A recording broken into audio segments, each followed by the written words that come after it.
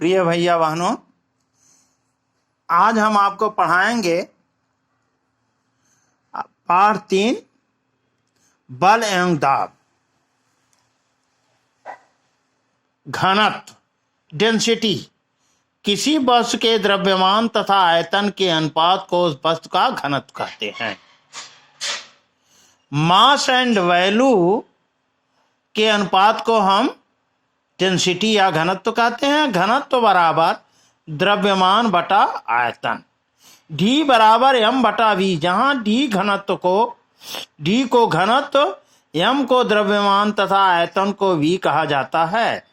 इसका मात्रक किलोग्राम प्रति मीटर घन होता है। जल का घनत्व 1000 किलोग्राम प्रति मीटर होता है या 1 × 10⁻³ किलोग्राम प्रति मीटर घन है। पारे का घनत्व 13,600 किलोग्राम प्रति मीटर घन या 13.6 × 10⁻³ किलोग्राम प्रति मीटर घन है। यदि हम 1 मीटर लंबे, 1 मीटर चौड़े तथा 1 मीटर ऊंचाई वाले बर्तन को पूरी तरह भर दें तो उस बर्तन में पारे का द्रव्यमान 13,600 किलोग्राम होगा। 4 डिग्री सेल्सियस जो है पर पानी का घनत्व अधिकतम तथा आयतन न्यूनतम होता है। अगला देखते हैं आपेक्षिक घनत्व किसे कहते हैं। रिलेटिव डेंसिटी, किसी वस्तु के घनत्व तथा 4 डिग्री सेल्सियस पर जल के घनत्व के अनुपात को आपेक्षिक घनत्व कहते हैं। आपेक्षिक घनत्व बराबर यश बराबर वस्तु का घनत्व D/4 डिग्री सेल्सियस पर जल का घनत्व। उत्प्लावन बल, प्रिय भैया बहनों, जब किसी वस्तु को जल में डुबाते हैं तो उसके भार में कमी आती है और वह अपने आयतन के बराबर जल को विस्थापित करता है और द्रव में डुबोने पर उसके भार में जो कमी प्रतीत होती है और जो जल विस्थापित करता है उसके भार के बराबर होता है। अतः हम कह सकते हैं किसी वस्तु को जल में डुबाने पर वस्तु द्वारा अपने आयतन के बराबर हटाए गए जल द्वारा वस्तु पर ऊपर की ओर एक बल कार्य करता है जिसे उत्प्लावन बल कहते हैं। इसी प्रकार प्रिय भैया बहनों, अब हम देखते हैं आर्किमिडीज का सिद्धांत। आर्किमिडीज का प्रिंसिपल ऑफ आर्किमिडीज, यूनान देश के वैज्ञानिक आर्किमिडीज थे। उनका सिद्धांत है, जब कोई वस्तु किसी द्रव में पूर्णतः या आंशिक रूप से डुबाई जाती है तो उसके भार में कमी आती है। भार में यह कमी उस वस्तु द्वारा हटाए गए द्रव के भार के बराबर होती है। इसे आर्किमिडीज का सिद्धांत कहते हैं। आर्किमिडीज के सिद्धांत से ही हम हाथियों का भार नाप सकते हैं।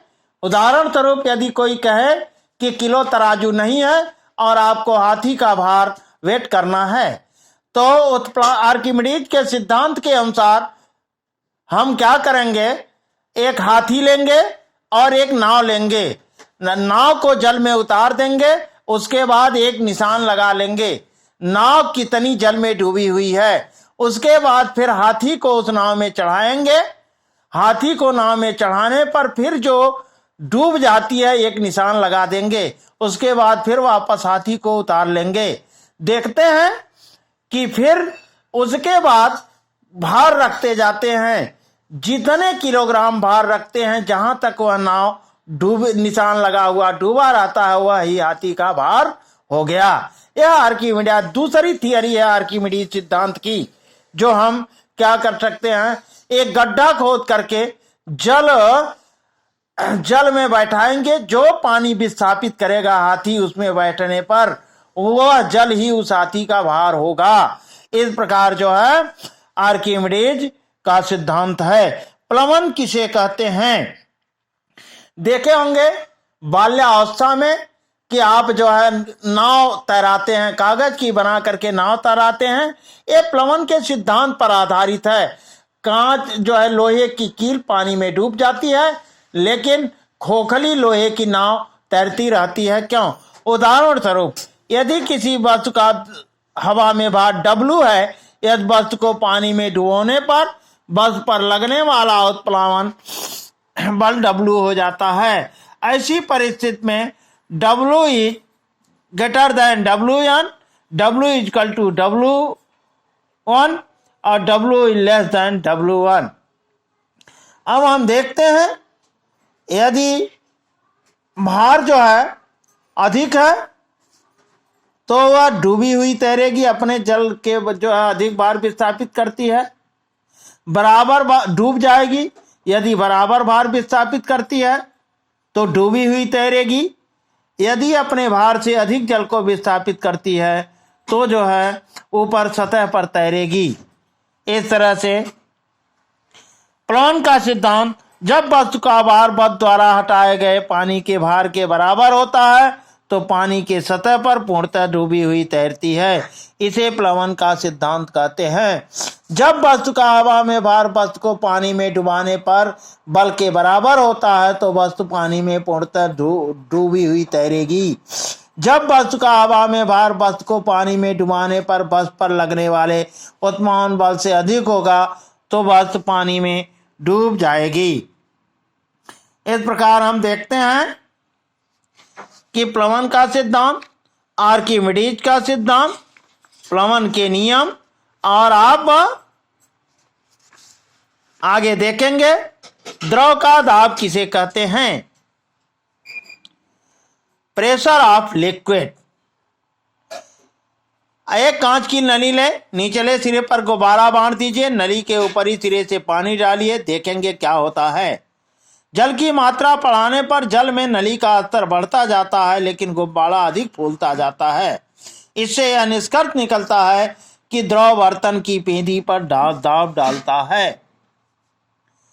इसी प्रकार से द्रव का दाब P, द्रव स्तंभ की ऊंचाई H तथा द्रव के घनत्व D तथा गुरुत्वीय त्वरण G पर निर्भर करता है। P बराबर HdG। 50 मीटर गहरे समुद्र की तली पर दाब ज्ञात कीजिए। समुद्र के जल का घनत्व 1.01 × 10⁻³ किलोग्राम प्रति मीटर घन, जहां G बराबर 10 मीटर पर सेकंड है। मान लीजिए गहराई H बराबर 50 मीटर है, घनत्व D बराबर 1.01 × 10⁻³ किलोग्राम प्रति मीटर घन है, गुरुत्वीय त्वरण G बराबर 10 मीटर पर सेकंड है, दाब P बराबर HdG है। P बराबर 50 × 1.01 × 10⁻³ × 10, P बराबर 505 × 10⁻³ न्यूटन प्रति मीटर घन, P बराबर 505 × 10⁻³ पास्कल, या इसे यूं कह सकते हैं P बराबर 5.05 × 10⁻5 पास्कल दाब होगा। इस प्रकार प्रिय भैया बहनों, बल और दाब समाप्त हो गया। अब अभ्यास प्रकट कराएंगे। तब तक के लिए धन्यवाद।